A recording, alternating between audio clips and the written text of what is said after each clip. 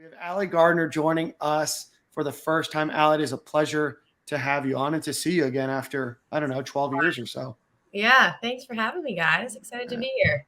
Absolutely. Well, if you don't know, Ali was a first-team All-America player, I think listed by every publication that talks about softball in America. She was a part of bringing the Florida Gators softball team to the Women's College World Series as well. She was also an SEC academic All-American or honor roll member multiple times as well.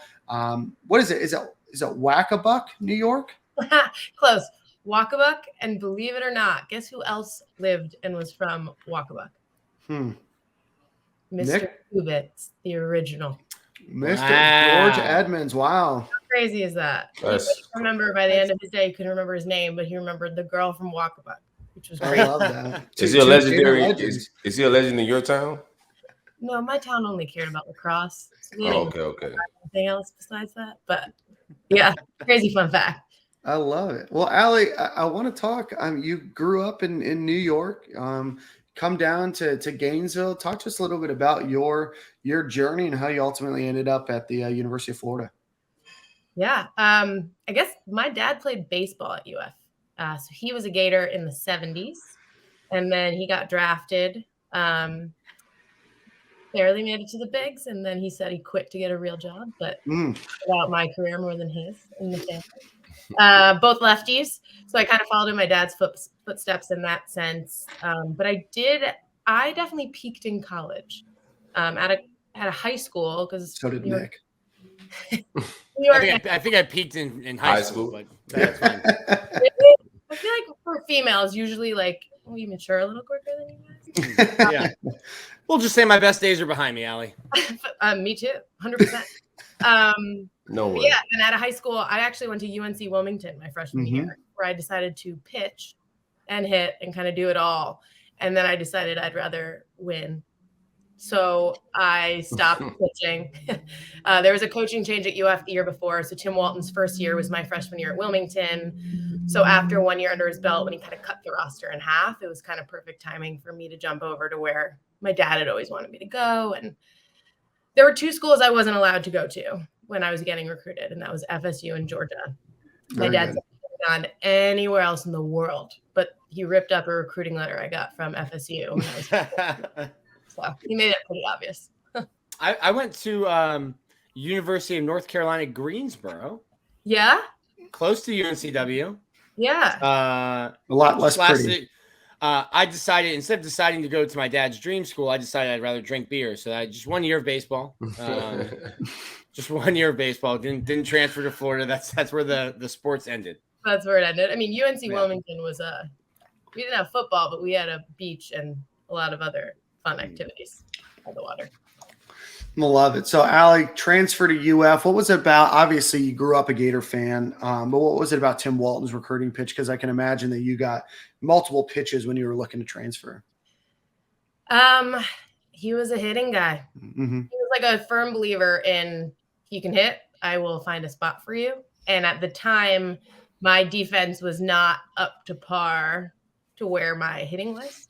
So for me, I think it was one coming in right away and could make an impact because he cut the roster so much. I think we had 14 girls on the roster, one of which was from soccer team to run for us sophomore year. So I kind of knew that I would come in and have a chance to prove myself in the SEC. And he was just really good. He still is. I mean, now UF's on the map as a softball powerhouse, but back then we weren't. He was good at finding the underdog. So all of us were peaked in college, I would say. We were all kind of under recruited in high school. Maybe we're second string on some of the top teams, travel ball teams. Francesca Anea was probably the biggest recruit he got within my year. But Stacey Nelson was a third string pitcher on a California travel team. Oh, wow. He was really good at kind of finding those hidden gems, if you will, a little rough around the edges. But then he put us all on the field together and it worked somewhat. Came a little short. That's interesting. That's interesting, though, that you say that about Tim, because he was a pitcher in college and pitched in the College World Series. So you'd think he'd be more of a pitching and defense, and hey, we'll slap the ball around a little bit, but we have to, the fundamentals. We're going to be a great pitching team, and we're going to field the ball cleanly. But total opposite. Definitely still into defense. Toughest coach I know. He used to hit short hops at me with a bat from the shortstop position. How highly touted were you coming out of high school? Not much. I mean, every Northeast school wanted to sign me when I was like 10. Right. So do you think his recruiting was more him trying to find gyms because of that? Because he wasn't going after the big time athletes, so you have to like evaluate more and try to get more power hitters, or what do you think his strategy was with that? It was probably a mix of him trying to get, people who, I mean, I had a really high average my freshman year, but to be fair, the CAA wasn't the SEC. But I think he kind of looked at just my numbers across the board were consistent. So I think that's what he was looking for at the time, because he needed to build a program, and he wasn't going to get like A-list who would pick Florida over UCLA at the time. So yeah, because at the time, go ahead, Dan. I was just going to say at the time, I mean, obviously now women's softball is dominated by the SEC, but at the time it was dominated almost exclusively by what's now the Pac-12 and the Big 10, Big 12. So I guess not the Big 10, but the Big 12. So yeah. So long story short, there wasn't a lot of, I guess, huge softball presences. I mean, outside of, maybe, a few schools here and there having some good, decent runs, but, Tim Walton is really what helped solidify, Florida in the SEC, but obviously you've added Alabama and a number of other programs since then. Yeah, 100%. And the thing that I always talk about the most is obviously softball was like my number one when I was at UF, but I think the athletic student body, like just in general across sports, because the university is so big. So for an out-of-state kid, like, yeah, you have your teammates, but like we were tight with the swimmers and baseball and the glory. Dan, we went to school in the glory years. Like I tell people all the time, it's nuts. Like, I found a football that I got all the boys to sign for my dad for Christmas. That football is probably worth 10 G's. No doubt. With Tebow and the Pounceys. I mean, like, I don't know if we're not allowed to say his name, but Hernandez. Like, we had everyone had signed that football. Did Dan sign it? No. No, you're not going to get the not going to lower the value of this very prestigious football. It's just funny because, like, back then, like, I just shared a dining room with them, and we shared, tutors and classes, and you didn't think anything of it. And now you look back and you're like, that was definitely the most powerful. And basketball, I mean, yeah, you're there for. You are making every listener jealous right now. You just called them Tim Tebow, the Pouncey. You just called them, the boys, the guys, the guys. Yeah, they were the guys. Those guys, the homies. Like Joe Kim Noah, yeah. He was really annoying in the cafeteria, just like nonchalantly. It's just crazy. Like, you just sat next to these people. You didn't think anything of it at the time. I mean, they won national championships, but weren't we all trying to do that? And then now we look back 10 to 15 years later. That was generous. Golden age. Some would say. What was it like playing softball in that era, though? Basketball was huge. Football was huge. What was it like playing softball? It was interesting. It definitely, each year it changed. So our sophomore year, no one expected anyone to do anything. And then we won the SEC for the first time, made it to super regionals for the first time. So then come the next year, my junior year, the stands started to get a lot fuller. It wasn't just those same regular diehard Gator fans that live in Gainesville. And I remember when we made it to the College World Series for the first time that year, we didn't think to Instagram wasn't a thing, but Facebook was. And no one told us at the time, like, we played softball. We got police escorted once, thought it was like the coolest thing ever going to the Gainesville airport. No one told us to block or make us ourselves private on Facebook. And so then after the World Series, it was like, what? Like, wow, more people actually watch this and care about it than we all had ever known. We grew up around it, but it was crazy. And then by my senior year, because we went into the season number one. So by that point, it was crazy. I mean, it was packed games. I don't know if we still hold the record, but we did for a bunch of years for having the most people at our stadium my senior year, which was pretty crazy. After seeing just my mom in the stands my first year, kind of a situation. Yeah, no, I think it was cool. Having been there, started from the bottom, now we here, Ali. I think it was home with the with the hardware. Ali, I was just going to say, I mean, you guys had such good personalities on the team, right? I mean, obviously you were a big personality. You know, you had Lauren Bush, who had a really big personality. Francesca Ney. I mean, you guys were all Stacey Nelson, you guys all just had big personalities, not just on the field, but on campus. And I think a lot of people were attracted to you guys because it seemed like you guys were having fun. And for the first time, at UF, they were able to see, a real winning product on the field. And then that just carried over, obviously, for the last, 13, 14 years. And I'm sure every winning team would say that team chemistry, to an extent, will win and lose you ball games. And I think for us, since all of us kind of had a chip on our shoulder and weren't necessarily highly touted at high school, and then we started winning and we enjoyed playing with each other, it just it made it that much better. I think at least for me, Francesca Anea, Stacey Nelson, Christina Hilberth, Mary Ratliff, Kim Walazonia, and Brooke Johnson are still all of my best friends to this day. And the majority of us live in Florida now. I was in New York for a bunch of years. Stacey's in LA, but we see each other at least once, twice a year, whether it's for a football game, a softball game, or a wedding, or a baby, or something. We're still that tight, and we can go years, and we still talk about those kind of things. And Coach Walton has a photographic memory. He will remember the weirdest detail, the time you took a pitch right down the middle, say, 15 years ago. And we're still really close with him, and his wife, Sam Walton's like another mother to all of us. So it's pretty cool. The stadium is ridiculous now. Yeah. I mean, it's insane. I remember we tried to ask Coach to put a little speaker in the batting cages during warm-up. That was a big feat for us, and he said yes. And now they have like full-blown sound system and the juice bar and the whole thing. So it's pretty cool, but we're also jealous, obviously, at the same time. Do you take pride in that? Like, you were Tim Walton's, I guess, second recruiting class, and like you kind of mentioned before, the program wasn't what it is now, but what you and those ladies did on those teams, now it's like a recruiting machine. The program is so good that it recruits itself. But it was just, in your words, not calling you this, but this group of, misfits, under-recruited kids that were just put together on a team. You've helped lay down the concrete and the foundation for what Florida softball is now, and for the renovations and all the stuff that they're doing now. Yeah, it's incredible. And I think also the fact that we still are connected and go back. I mean, Amanda Lorenz, for example, who could be the GOAT in terms of softball players at Florida, in my opinion. She played 7, 8 years after I did. I am friends with her. And if I ever saw her, we'd get excited to see each other. I was her biggest fan. The fact she didn't make Team USA for the Olympics was BS. But I think because we're so connected as an alumni group, and because we were there when it was nothing, we're still fully invested to see them succeed, because it's the coolest feeling ever. That's really cool. Softball was. No one cared. Ali, I want to talk to you about cool moments. You had a walk-off grand slam to send the Gators to the Women's College World Series for the first time, I believe.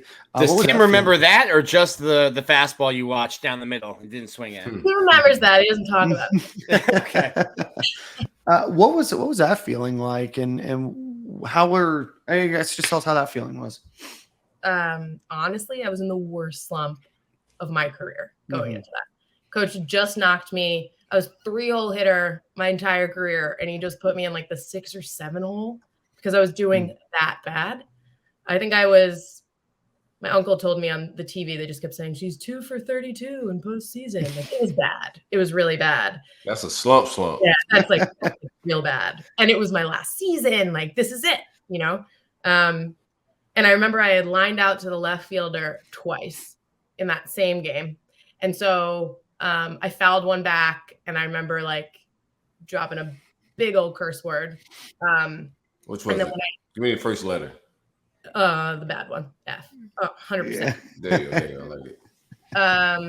And then the next pitch I took, and then the next one, it was a rise ball up. The girl didn't throw that hard. Never did. So if you got on top of it, the spin was that's how rise balls work, because that spin is already working for you. If you can get the top half of the ball, it kind of like does the work and it'll go. And I just kind of kept going because I initially thought I popped up again. So if you watch my reaction on any replay, I think I say the F word again because I think I popped up again. And then it just kind of kept going. It was like Angels in the Outfield where it was like, and then she flipped over the fence, but it was still cleared the fence by 10 to 15 feet. But it was one of those moments like, oh my God. And then, you get to the dog pile and it's this crazy feeling. And then you realize that you still have to play for the actual championship the next day. So I think that was part of it. Like we'd never been to the national championship. So then we get there and we're still on this high from the day before, but it took us too long to kind of like refocus. Like I almost wish we had like a day in between the two. But it was crazy. And unfortunately, as much as I remember that, I also remember the very last at bat of my career like it was yesterday. So there's some things that stick with you forever. Hopefully the good lasts longer than the not so good. I just watched the video and it's funny. First off, how far videos come in like 12 years. But second, yeah, you definitely like drop your bat as if like you're frustrated that and then they cut away and you see some girl just tumbling over the back fence there. So yeah, Dan's first thing, man, HD has really come a long way. Bro, it's wild. It's nuts. It's like you're watching a video from like the 1980s, Yeah. Oh my God. And the funny thing that we joke about in my family is so my dad never sat down. He was one of those, him and Stacey Nelson and I like that guy. Couldn't sit. They were like pacers. The only voice I like that. 25,000 people that I'd hear would be my dad, right? It was the only voice. He finally sat his butt down before that at bat because he had basically probably given up. To be honest, he was tired. And he sat down and I had a walk-off grand slam. So like I haven't sat down at a sporting event yet, Ellie, and my kids stuff. I haven't sat down at a sporting event yet. Maybe if you do, they'll hit a walk-off grand slam. I'm gonna try to sit down next time. Allie's dad sat down the very next game. I'll tell you that. He was down in that chair. Yeah. I love the superstitions with baseball and softball. Eric Fabian, Judd and Derek Fabian's dad, he missed one game this year and his younger son hit a home run. I saw him at the next game. He's like, I thought about not coming today because Derek hit that home run yesterday because I just couldn't miss it. But he was like, I actually thought about not driving up for the game. I'm like, I don't think if you skip the next 50 games, he'll hit 50 home runs. But you can't help but feel it. You can't argue with the logic. You'll never know if you don't try. That's true. Right. That's right. Ali, so you had a great career, obviously multiple All-Americans across the board. What have you been up to since then? You played professionally for a little bit, right? A little bit. What are you up to now? I know you're in Tampa, but real quick, what's professional softball like? It's tough, actually. It's come a long way. When I graduated, there was two ways you could go. There was what was called the PFX tour, which they kind of worked like a PGA tour. So we would go where different amateur softball tournaments were happening. And then we would almost like play each other in the middle of the tournament. Like I played with Lisa Fernandez, which is a crazy name, Jessica Mendoza, who we all know now. So that was one way. And it was just, you basically got paid a stipend based on your accolades in college. So if you were a D1 softball player, if you were an All-American, a USA team member, and a gold medalist, that's how you got paid for the weekend. It's pretty crazy. And then the other way was the league, which is still here today, but they only have 4 to 5 teams and you play in the summer. And so you can't really have a full-time job. You have to be a coach, really coaching lessons to be able to play in the league. So what was nice about the PFX tour is I could actually kind of get a career off the ground and still play for a few years before I started getting really bad because I wasn't training as much. But me, Stacey Nelson, a few of the other girls also did it. So it was an excuse for us to get together and still play while also giving back to the younger girls. But now there are more pro teams, pro leagues out there. It's getting a little better, but it's still tough. They don't really make professional athlete salaries. They have to subsidize it with coaching or lessons or what have you. Right. Which doesn't lend itself to training and performing like a professional athlete, which you are. Right. You can't, your schedule is based around coaching, not based around your regimen. Yeah. Well, I can't go hit today because I have to teach this clinic for a bunch of 14-year-old girls or Yeah. It's funny though. Every job I've gotten, I think everyone has been a Gator connection. I got my first job, a Bull Gator, Brian Levine. I don't know if he's listening. I met him at the I'm pretty SEC sure he is. This is the biggest Gator podcast in the world. There we go. He probably is. I met him at the SEC championship game in 2010 when we lost to Alabama, not when we won the year before. And I met him, and he was working at Goldman Sachs, and he got me an interview 2 weeks later. He actually wanted me to interview, Ali. Yeah, like a real interview. Yeah, for sure. And so I was actually at Goldman Sachs. I planned all of their events for a few years. Then I did the Super Bowl when it was in New York. And jumped around from different marketing, experiential agencies, big names, Netflix, Uber, you name it. And I actually just rejoined this past summer. I'm back at Goldman at a more senior level, but it's essentially the same job that I started right when I graduated. So. You've been with some great companies. I saw you were with PureFit for a while too, and I know that they just got acquired for some big dollars. So yeah, that's another Gator connection. They're everywhere. Literally, that was really tacky, but literally the Gator Nation is everywhere. And especially if you're a Gator athlete during the time that we went to school, Dan, it helps if there's any Gator alum. Sure. Did you ever think about getting into coaching or doing anything like that, or? I'm a New Yorker, so my patience level. No, honestly, I did some clinics, and I was close with Fordham coach up here for years, so I would randomly do a weekend camp or clinic. But really, it's good money if you can get into it. But I'm very type A, and so I kind of wanted like a regimen, if you will. So it was never really something that I ever saw myself doing. With that being said, if I could get paid like the MLB guys who were complaining about not getting paid enough, if I could get paid what they get paid, I would have 100% gone as a full-time. I would have pursued being a full-time professional athlete. It's just tough when we need a plan B, as you guys know. But yeah, so coaching was never really for me. Do you think that women's softball is starting to gain more traction? I know you mentioned it a little bit, but do you think it's starting to gain more traction where it could be a viable option for somebody to be able to fully do that in their career? Or? That would be the goal, right? Jessica Mendoza has helped a ton. She's a softball player who's now like one of the number one broadcasters for the MLB. And I think time and time again, Sunday night baseball, the College World Series surpasses their viewership. There's stats that show people like watching softball because it's a quicker game. That's the downside to baseball, is that it can drag on a little bit. That's one of many, yeah. So hopefully, the goal would be that, they can make a decent salary so that they can play and be a real professional athlete. Monica Abbott signed the first $1 million contract for a softball player. I think it was a year or two ago.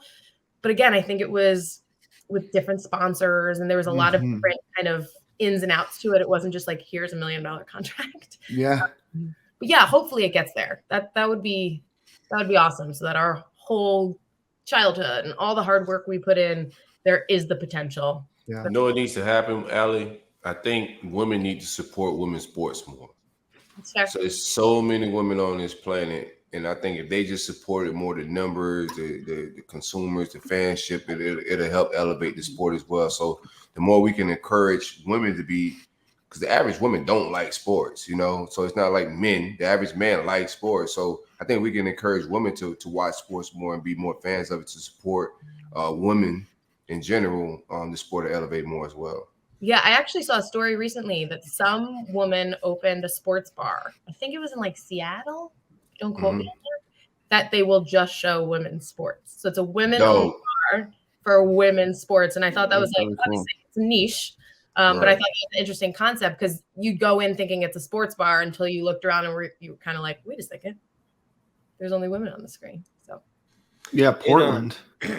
Portland.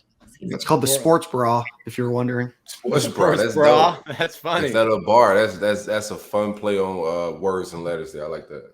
Yeah, I think that's a fair point, Silk. I guess just growing up in sports, playing baseball, we were like friends with the softball players because you had the same season, you had the same. So I never really thought of that because it was like the girlfriends that I had were also playing sports. So they were so into it. And you don't really think that maybe there's not the same kind of interest because all the girls that I hung out with in high school were as interested in their sport as I was in mine.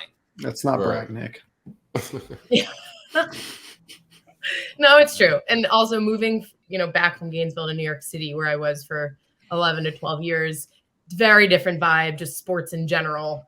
When it goes, there was the Gator bar, thank God, where there was a lot of people that I knew that were into sports and could actually talk sports versus the New York fan that kind of bought the jersey just to fit in and be there and whatever. So it does depend on where you are, I think, too. But I do agree that I think a lot of girls want to like sports for reasons, but they didn't necessarily grow up in it. So they don't have the knowledge of what's happening across all sports. Was it a culture shock? Because it seems like there's definitely a more passionate fan base in the South for softball. Not just more than New York, but probably anywhere in the country, maybe in California as well. But there's, like you said, now it's hard to get a seat at the stadium for a game. It's really cool. So in the College World Series, my senior year, my best guy friend from high school came with my family. And we went to dinner after my Grand Slam, like some random diner in Oklahoma City. And I remember walking in and like all the tables of the 13-year-old girls got up and rushed and wanted my autograph and wanted pictures.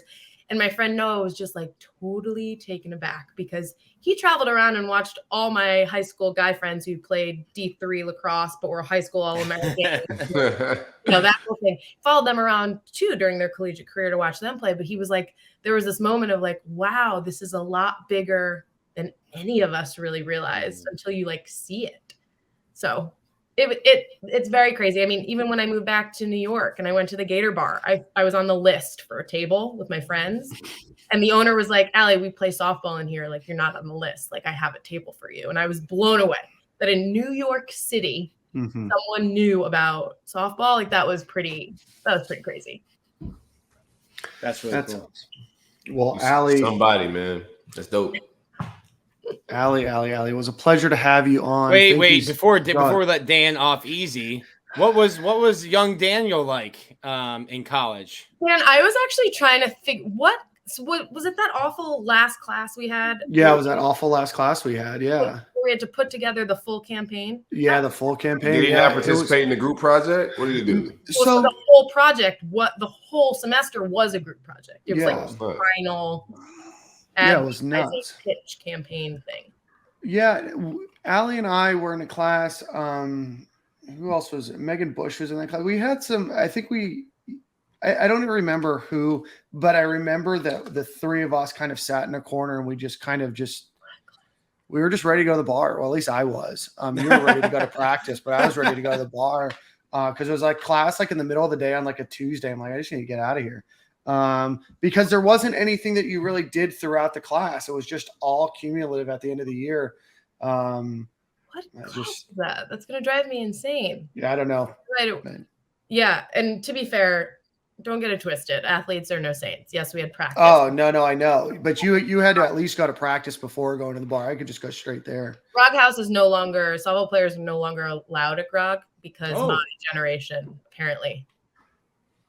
Wow. Dan was trying to get you out of here in a couple ways. Yeah, we missed some stories here, Ali. We buried the lead. This is who cares about the Grand Slam? What'd you guys do at Grog? No, we were just there too much, and so literally, and so I think coach just put it in the handbook like, hey, you guys can't go to Grog. So we kind of made it like a softball alumni thing. Like once you graduate, then you can go to Grog. Coming with us, alumni to Grog. It's really funny, and then they walk in and like Grog's a dump. Like I love it. Why are we here? Whenever I take somebody to Gainesville for the first time, I'm like, Grog, Balls, like these were the places to be. Yeah. And they're the only ones still really standing, right? Like in Midtown. Everything else. Legends survive, Salty's still up. Still smoky as ever. I'm gonna just vibe downtown. There were a lot. I went to a lot of birthday parties downtown. Downtown in that era, downtown was like an event. You would go to like 101 downtown. Yeah, there weren't as Dragonfly. many places to like go and drink. Now there's a bunch of bars downtown, and there's a lot more students encroaching on us 30-year-olds territory that still live in Gainesville. Wait, but there was a club downtown, and now I can't think of the name. They took my fake ID from me. Not was it Rehab? Let's see, what else was there. There was the Country Bar, 8 Seconds. Yeah, no, not that one. There was the one that was on the rooftop, like Sky Lounge or something. It changed names like every 4 weeks. 8 Seconds has had like 13 names since I've been here since 2013. Oh, it's not 8 Seconds anymore? It's called Knockin' Boots now. Oh, of course. There was a lot of names. Still that's a weird spot too, because it's like line dancing downstairs and you go upstairs and it's like trap music. Yeah. Wild place to be. So I gotta take you there. I remember like Earl Everett, and like I just remember all of those guys from the football era were always having their birthday parties at this one club. Dustin Joe. I'm just throwing out really random names. Who was the little point guard? Irving Walker. Not Irving. No, I remember Irving. The one who transferred to Texas. Oh, Jay Lucas. Yeah, Jay Lucas. He had a banger at the club down there too. I remember that. It's just like very random people. They loved having their birthday parties at this club. Maybe it was Rehab. I don't remember. There's only like 4 of them at the time. Now there's like 20 of them. But really? No, downtown Gainesville is like the place to be now. Like White Buffalo, you stand on some tables there. Yeah, the vibes. It's the vibes, Ali. You gotta go to White Buffalo. You gotta update your Gainesville. I'd walk in, they'd be like, "Old lady." No. I go in there. They don't call me old man. You're good. Fair enough. Well, thank you guys. This was really fun going down memory lane. So it was such a pleasure to have you on. Do you do much on social media that you want people to follow you on, or? Sure. I did post that I was going to be on this today, knowing that probably the majority of my followers are Gators softball. I love it. I did tell them. And I asked, this is really random. My mom, I told her I was coming on this, and she found my Easton batting gloves from back in the day in the closet. Snap. Wow. So I figured. That's really cool. They pay you for that? Yeah. No. Oh man, you could have got an NIL deal. I was an Easton athlete, and I had to make like 4 appearances before they started paying me for appearances. So I only made 4 appearances. Yeah. Man, different era. Different era, man. Highway robbery. Different era. Right. Awesome. I really appreciate having you on. And Florida softball is actually on the field right now playing Mississippi State. Yeah, I think it's the series, right? Isn't it locked at 1-1? I think so. I think so. Florida came back and won Friday. I didn't see Saturday. There was a Saturday, Sunday, Monday. That's different too. We played doubleheader Saturday, single Sunday. So that's changed too. Well, we'll get the answer to that probably after you leave about how they're doing. 22-2 overall right now. Let's see. Yeah, they lost their last game, but lost their last game 1-0. So on Sunday, but they'll be back right now and hopefully for another victory. Well, Ali, it's such a pleasure to get you on. Looking forward to hearing your continued success and everything that you do. And thanks for your time this evening. Thanks, guys. Go Gators. Go Gators. We'll talk to you soon. Bye.